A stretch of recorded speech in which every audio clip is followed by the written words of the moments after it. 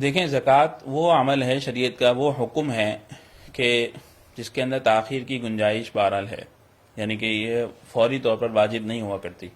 بلکہ اگر تھوڑا سا تاخیر کے ساتھ ادا کرے کوئی شخص تو اس کی گنجائش ہے، کر سکتا ہے۔ البتہ اتنی تاخیر نہیں کرنی کہ جس کی وجہ سے دنیا سے چلا جائے اور زکوٰۃ ادا نہ ہو، اور لازمی سی بات ہے موت کا کسی کو نہیں پتہ، اس لیے بہتر یہی ہے کہ جیسی زکوٰۃ واجب ہو فوراً ادا کر دیا جائے۔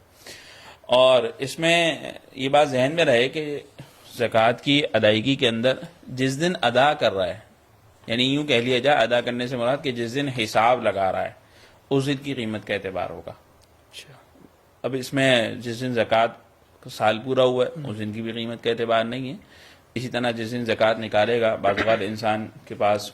پوری رقم یکمشت نہیں ہوتی، ایک ساتھ نہیں ہوتی، وہ تھوڑی تھوڑی کر کے نکالنا چاہتا ہے، تو لازمی بات ہے کہ ہر روز بیٹھ کے تو حساب نہیں کرے گا، اس لیے بہتر یہ کہ ایک دن مقرر کر لے کہ جس میں وہ اپنا حساب کر لے سارا، اور سال پورا ہوتے ہی اس کو مقرر کر لے تو زیادہ بہتر یہی ہے۔ اور پھر اس دن جو ہے وہ کیا کر لے، اس دن کی ویلیو لگا لی جائے گی، اب اس کے بعد چاہے وہ تھوڑی تھوڑی کر کے ادا کر لے۔ مثلا ایک مثال کے طور پر ایک شخص ہے کہ جس کو جو ہے وہ یکم رمضان کو سال مکمل ہوتا ہے،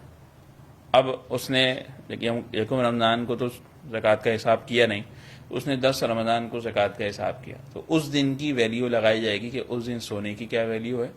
چاندی کی کیا ویلیو ہے، اسی اعتبار سے مال تجارت کی ویلیو لگے گی، اسی اعتبار سے کیش وغیرہ کا بھی حساب ہوگا۔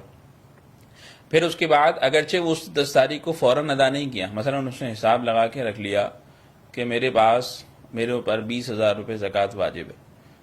اس نے حساب لگا لیا، اب اس کے بعد اس نے 5,000 15 تاریخ کو دیے، 5,000 20 تاریخ کو دیے، تو کوئی حرج کی بات نہیں ہے، وہ حساب اس نے لگا لیا کافی ہے، اس کو ایک جگہ لکھ لے، نوٹ کر لے تاکہ اس کو یاد رہے۔